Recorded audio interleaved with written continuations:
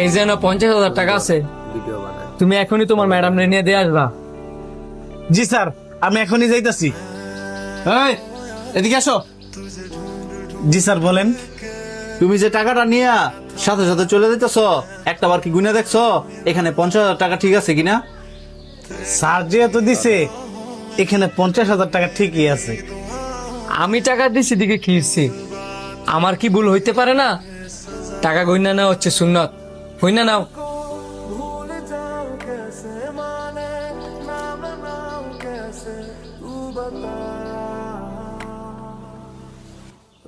পঞ্চাশ হাজার 500?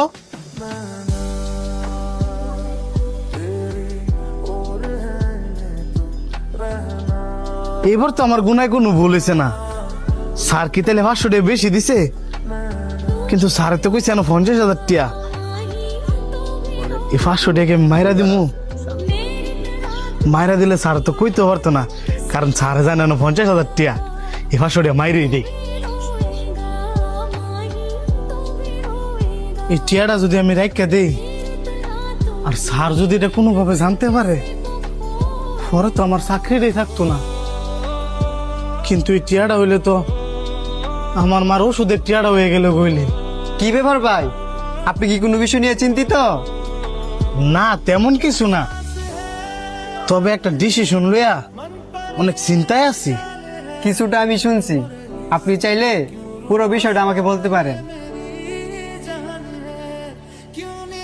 আমার স্যারে 50,000 টাকা দিয়েছিল, ম্যাডাম রে দিতাম, কিন্তু এনে 500 টাকা বেশি। আমার এক মনে কইতেছে টিয়াটা রাইখা দিই, আর এক মনে কইতেছে টিয়াটা ফেরত দিয়ে দিই। আপনি টাকাটা ফেরত দিয়ে দেন। ফেরত দিয়ে দিতাম, কিন্তু ভাই এনে যে 500 টাকা বেশি এটা তো কেউ জানে না। কেউ না জানলেও একজন কিন্তু সবই জানে, সবই দেখে।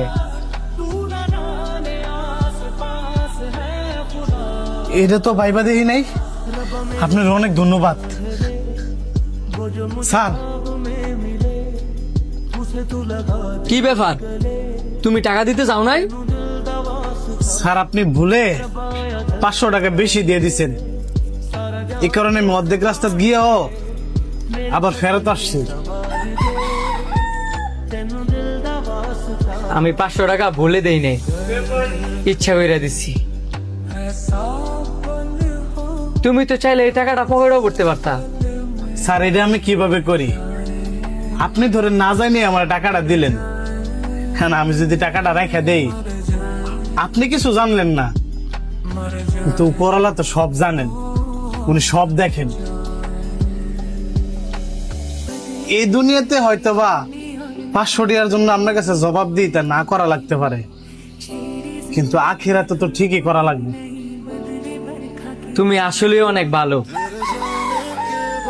এন যে 50,000 টাকা আছে এটা তোমার ম্যাডাম রে নিয়ে দিয়ে আসবা, আর বাকি যে 500 টাকা আছে এটা তোমার কাছে রাখবা তোমার মার ঔষধের জন্য।